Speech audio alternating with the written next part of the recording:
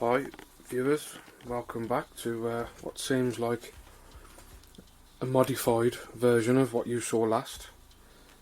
I do apologise for this. Basically the videos that I was collecting on this camera, I was storing them on a computer that we have inside the house, which my partner uses. That computer all of a sudden just says there's no more space, find somewhere else basically. I couldn't get the stuff off this memory card, so I remembered we had a laptop, which I've now dedicated as mine. Transfer that stuff off the computer via OneDrive, which for you guys, if you didn't know, you get about 5 gig for free storage, which is pretty good. Transfer that onto there, then get those from OneDrive back onto my laptop. At the meantime, I did a bit of editing. While I was doing the editing, I came in here for a cheeky few hours every now and then, because I couldn't get the stuff off this memory card at that time. And before I know it, I'm editing the last video that I got on the memory card, and I'm like, oh my god, there's so much I haven't recorded. So I do apologise for that. I have, since my last one, I can't remember, I think I just put this incline in and I was messing with this one, as you can see.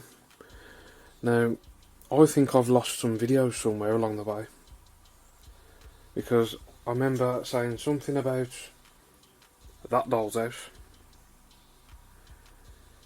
and something about I was worried about the transition of the two angles. So see this one, how it's just a straight and it comes to there, and then I've angled it. This one I was worried I couldn't do the straight the way up, because then I was worried about that angle going from one to the next.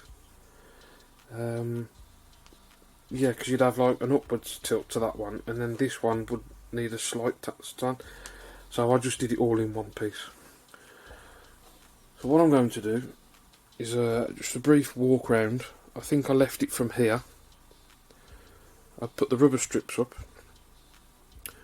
So starting from here, as you can see now, this is on the wooden, it's almost like a tunnel. So I've got access really, so I can get in here if there's a derailment. Same that side. All I did is just there where the foam is, just cut down slightly the thickness of this and the width, and I did the same across, and I just come all the way around. So I've got the shape that I needed, just dropped it onto some blocks of wood and screwed right the way down. It's all screwed, it's glued, so that's there.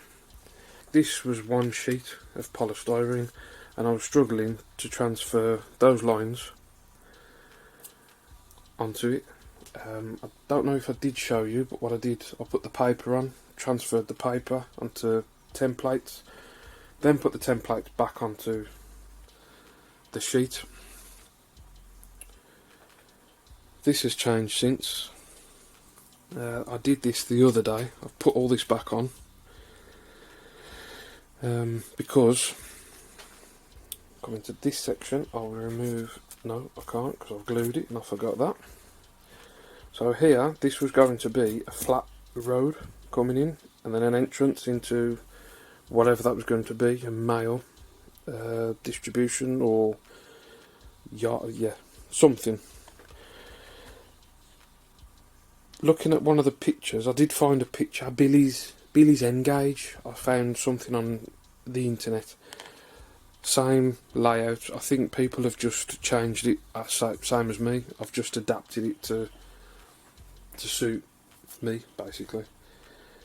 His layout incorporated this road still, but here was a bridge going over.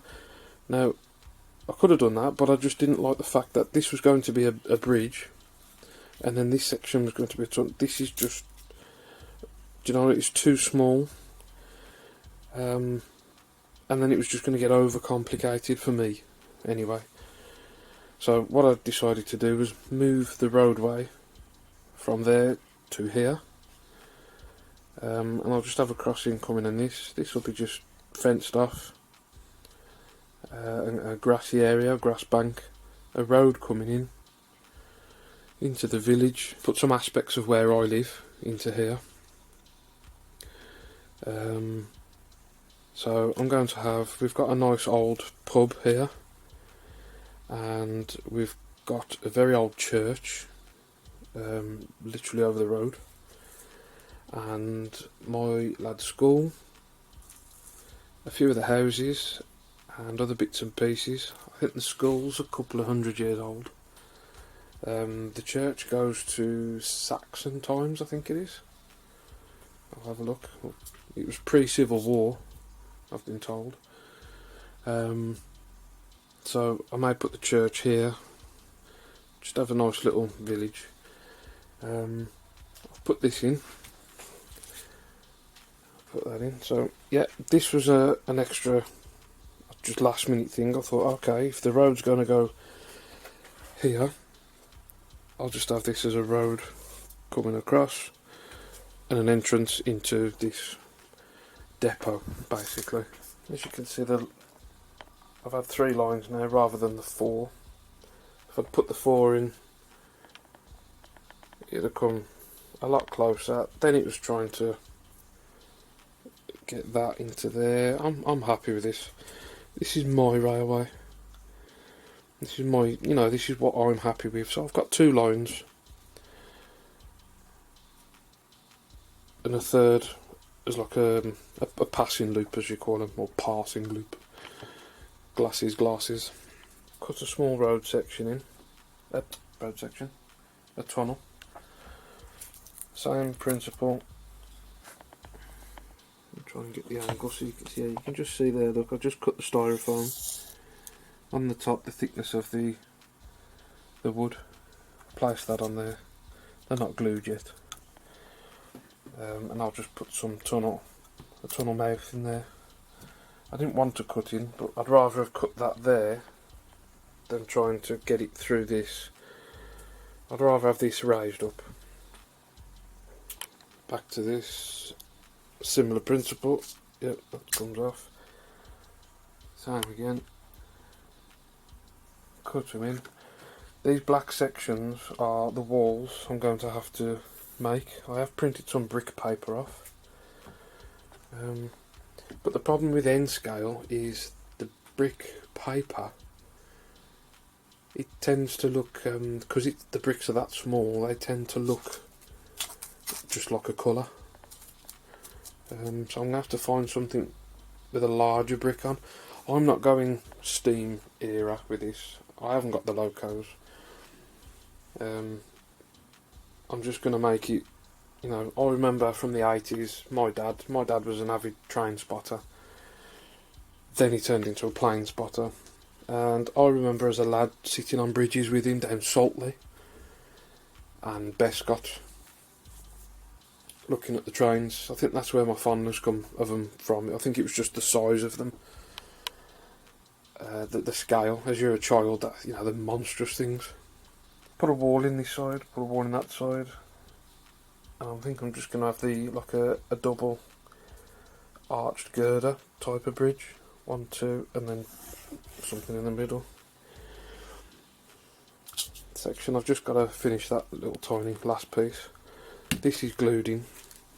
Back to this, 1 second. Yeah, there. This could be mail, Royal Mail, or letters. I was thinking on having a tunnel mouth here, small one, and incorporate a barge or a wharf of some sort, as my sister-in-law lives on a 60-foot barge. So as you can see, from that point my incline was to start. I was concerned, as you say, I couldn't have a dead straight piece coming up. I wanted a gradual incline. This was just here underneath is the crossover point for the two, so that needed to be my highest point. So I just did it in one, as one curve, and as you can see I actually placed it on top of the polystyrene there, and then cut this flush on this side so it does come up and it levels off. I thought it was a bit too tight coming out of this, so I just elongated it slightly, a better curvature going round. Same again, tunnel, just blocks of wood. They're not the same as the other side, they're just what I've got, my railway. These will be hidden screws. So coming round from here, I'm not going to have one of those tunnel mouths on there, I think it's a bit wide, so I'm just going to have it as a flat wall, like a something brick bridge, maybe a town scene up here or something. So I've got this little section here to fill in, possibly bring it up to about here, levelled off, so coming across, just bank down, and a fence. They've worked out nice. The foam. These pins, I must say, these pins, anybody doing end scale stuff, I saw it on some American, I think it was that Ron's Trains and Things. These push pins that you use for notice boards, they sit between the track, absolutely perfect. So all I tend to do is just get, as you get the pin, just line the pin up dead centre of where you want it to go, and put it in. As I'm gluing, what I'll do, I'll mark them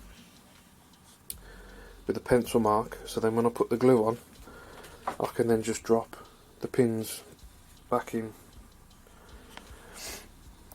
This is my crossover point. This is the only point in the layout that I could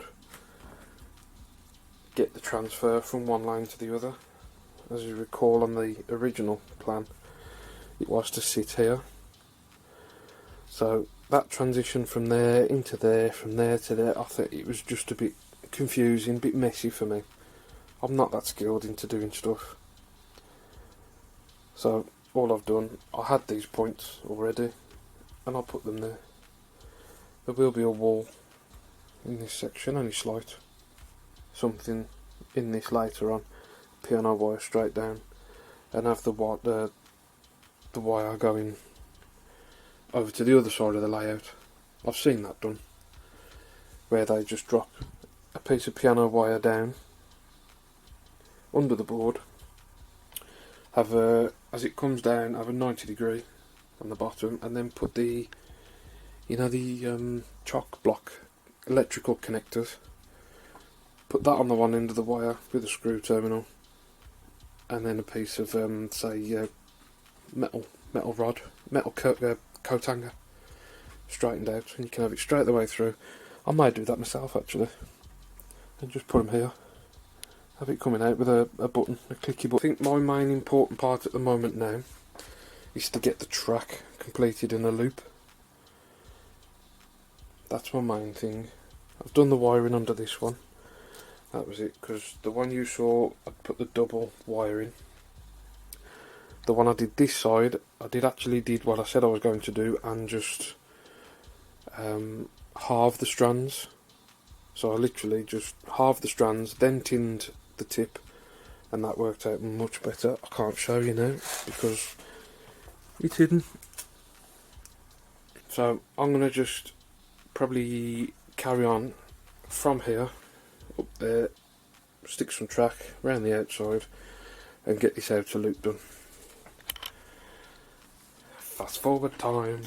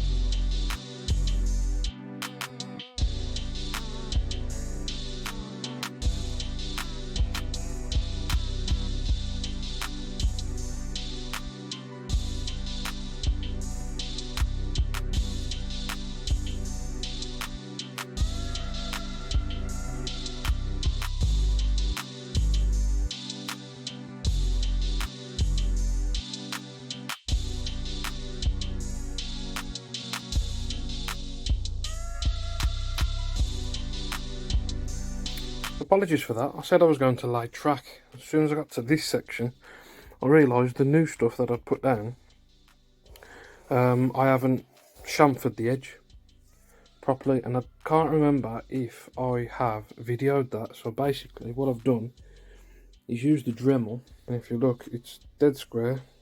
It zooms in, focuses, focus, there, look, it's dead square on that right edge. My concern was, when I did come to put ballast down, I'm going to get a clean cut ridge right on the edge, and I don't think the stones aren't going to stick to it. So all I've done basically is put a shoulder or an edge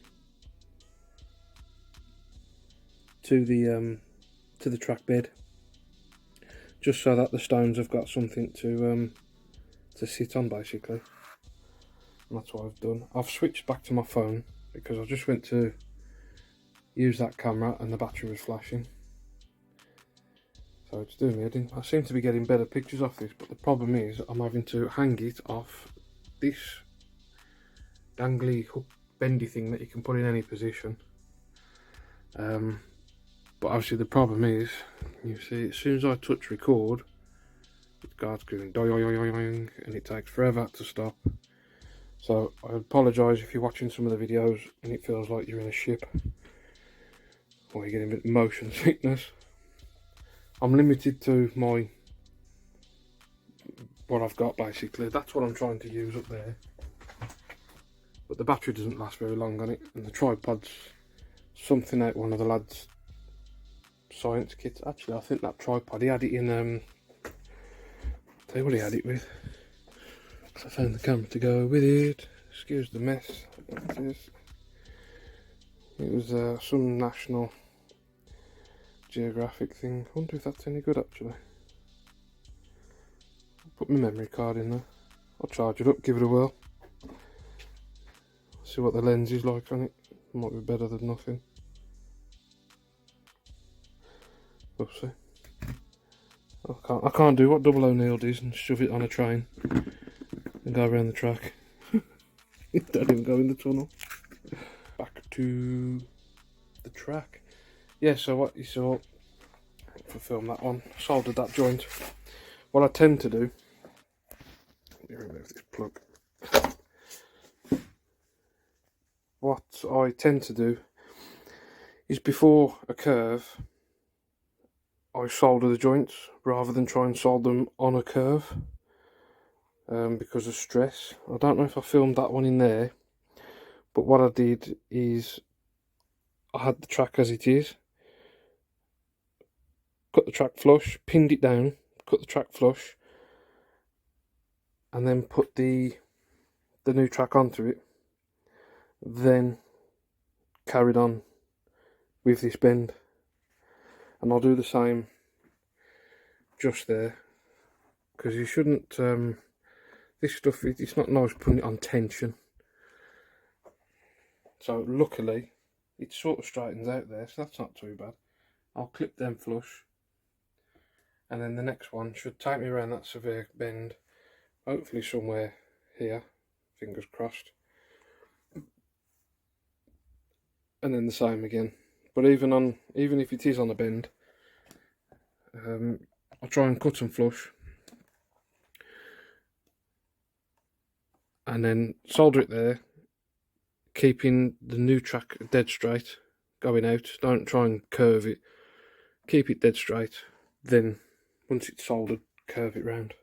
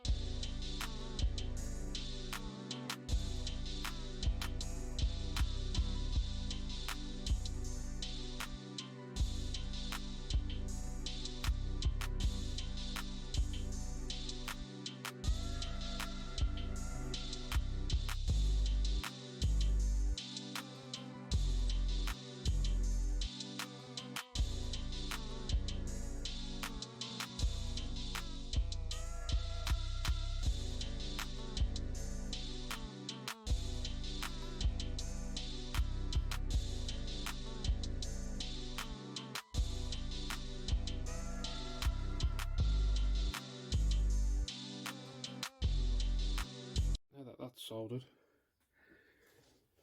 It's easier now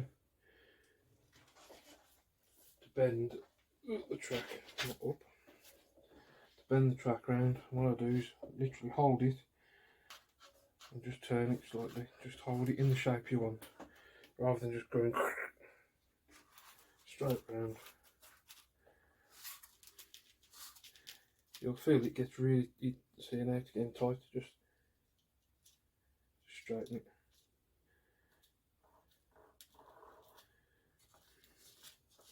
So just bend it a bit, straighten it.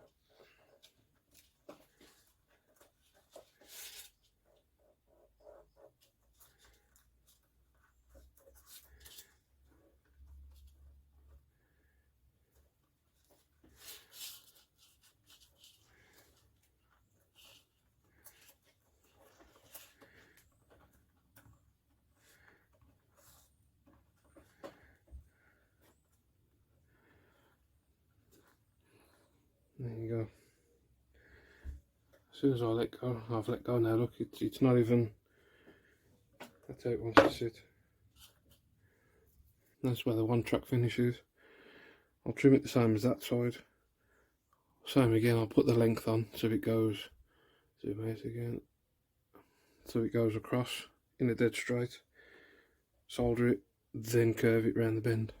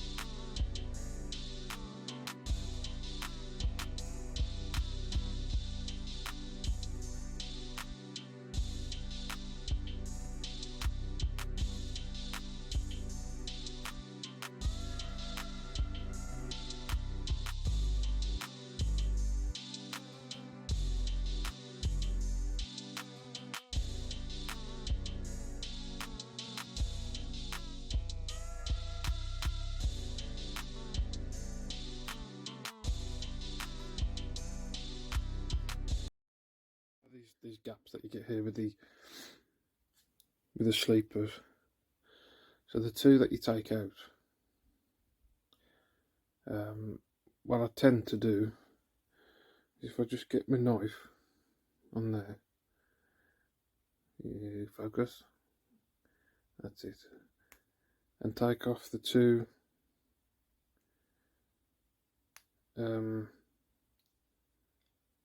I don't know what you call them actually. They're like they hold the railing. I'll take these two things off either side, and then what I use once that's done, because here you've got the rail joiner that obviously sits lower than the track sat on that. And what I found is if I just get my little Dremel, I'll run whatever this disc is, it's like a grinding disc, I just run that literally across where the rail would have sat, yeah, across that section on both sides, and it just allows for that tolerance. So I've just ground, I have to put my hand there because they just came. So I've just ground that down to the just a slight profile down, and once that's in,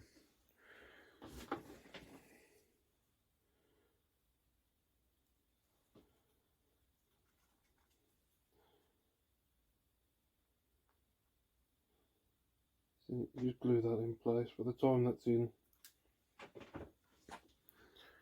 it's hardly noticeable.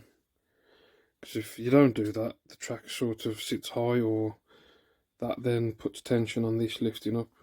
I've got that outlaying now, and that is now done, connected up over there.